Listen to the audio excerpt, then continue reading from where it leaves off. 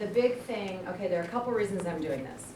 I have kind of a way that I want you to be writing in Spanish, and there are two reasons behind it. One, I think it's gonna make it a lot easier for you to write, and two, you're gonna become better writers because of it, okay?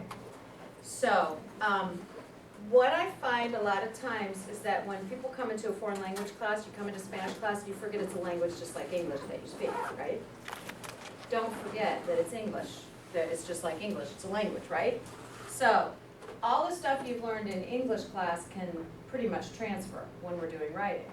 So, what makes a good paragraph? You guys have learned this. Les, can you tell us? Details, you can speak in English today. Beginning, middle, and end. Okay, beginning, middle, end, can you guys elaborate on that? Like introduction.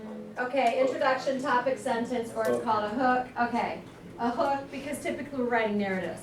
Like body sentences, like with the main details of it. Okay, exactly. So you're gonna start with a hook, you're gonna have, detailed sentences throughout, and then you're gonna end it up with a conclusion. Good. Correct spelling and grammar. Transition verbs. Transition verbs, or words, transition words, right? Saca la carpeta. In your binder, you're gonna see that blue sheet that I gave you. That's the list of transition words. You're gonna use those transition words every time we do writing. It's your cheat sheet.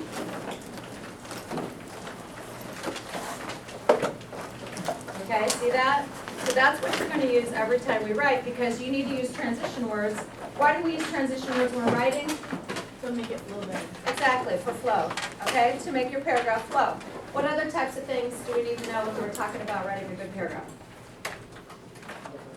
Stay on topic. Different types of sentences and stay on topic. Okay, when you say different types of sentences, elaborate. Maybe compound, complex. Be careful of compound, because you don't want to say I do this, and then I do this, and be careful of that. But yes, you want a variety of sentences, of types of sentences.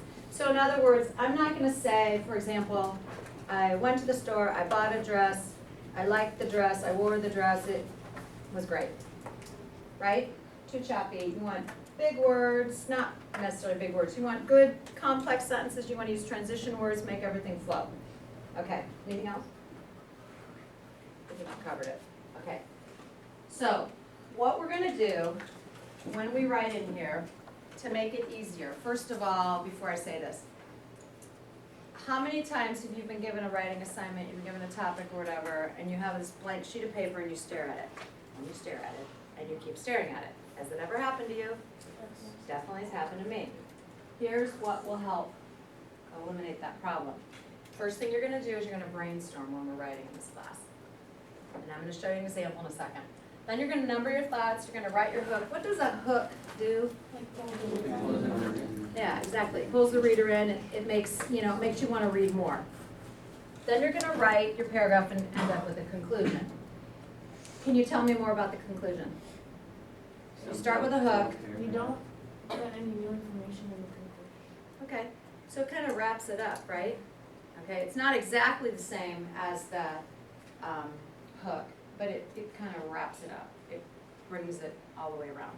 Okay, what I'm going to do is run through an example in English, and you don't need to write this down or anything. Just pay attention right now. And then you're going to do your own thing in Spanish. Okay? So, here's my topic. The topic that I have is, what do you do in the summer? First thing I'm going to do is I'm going to brainstorm. So when I think summer, I think lake. And I'm just going to write down anything that comes to my mind. Family. I think dog, because she's always there and wakes me up in the morning. Brownies, because I tend to make a lot of brownies at the lake in the summer, because I like chocolate. Cooking big meals.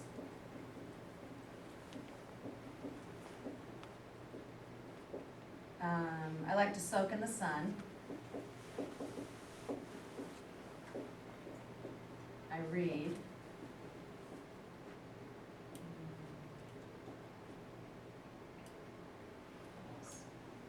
That's pretty good, okay?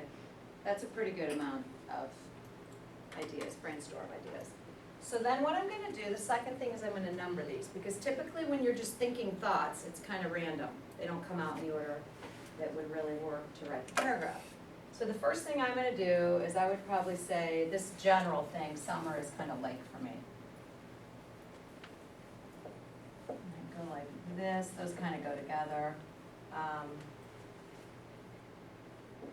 Going out in the sun during the day, and I read outside.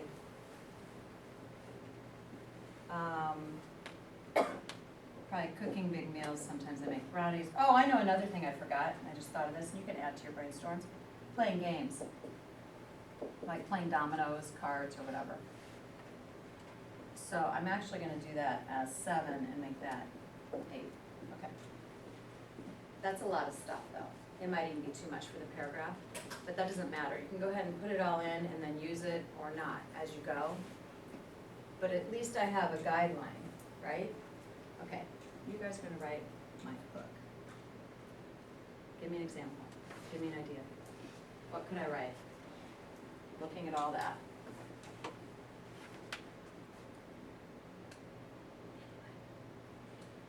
Sometimes, In the summertime, we're always at the lake. Go. We're always having fun at the lake.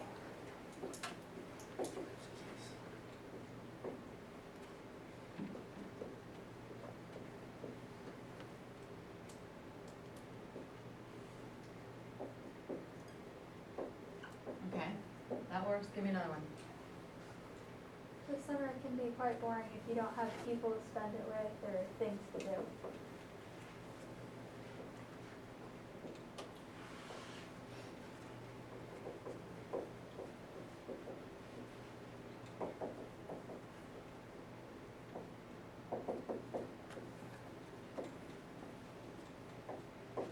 If you don't have people to spend it with, Yeah. okay? Give me another one.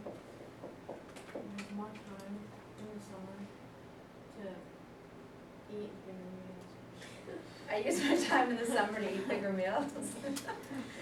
I was Okay, but that's narrow. Let's be, any others? In the summer, I have more time to do the stuff that I like to do. That works. In the summer, it's more comfortable to soak in the sun. Okay, all right, get the idea. You wanna kind of get somebody to wanna continue to read. So that's my hook. Then what's my next step? I am going to go ahead and write. But since I have them numbered, I'm gonna kind of go in this order. But like I said, you don't have to use every single idea. So if it doesn't exactly fit in, don't worry about it. What am I gonna use as I write? My transition words, okay? And another thing you can use is your infinitives list, the list of verbs, because that'll help you as you're writing as well. Okay, and then I would go ahead and write my conclusion, and that's it. Got it? Questions? Okay, I want to tell you one more thing. When you are writing, I typically go around and I'm kind of looking over your shoulder. Don't get nervous. I'm just kind of seeing how this is going so that I can give you feedback. I will be scoring you on either a 10 to like 0 or 5 scale or a 5 to 0. So either 10 point or 5 point. I gave you that rubric, it's in your binder as well. It's right next to that transition worksheet. So if you want, you can look at it now. So basically, if you get a 10 or if it's out of 5, you get a 5, it means I've got it all awesome, great. That's outstanding, okay? If you get a 9 or say a 4 out of 5, that's still super good, but you've got some room for improvement. Now I know that if you get a 4 out of 5, a lot of you guys say that's an 80%, that's not good, that's horrible. It's not horrible, okay? You're still doing well, and there's room for improvement, and that's fine, we can always get better. And then it goes down from there. If you get a 3 or an 8, you're on the right track, but maybe you need to work on some things. If you're going much below that, we probably need to talk, okay? Because I need to help you figure out what it is that can make your writing better. Yeah? Questions, anybody? All right, we're gonna give it a shot. So, abre el diario.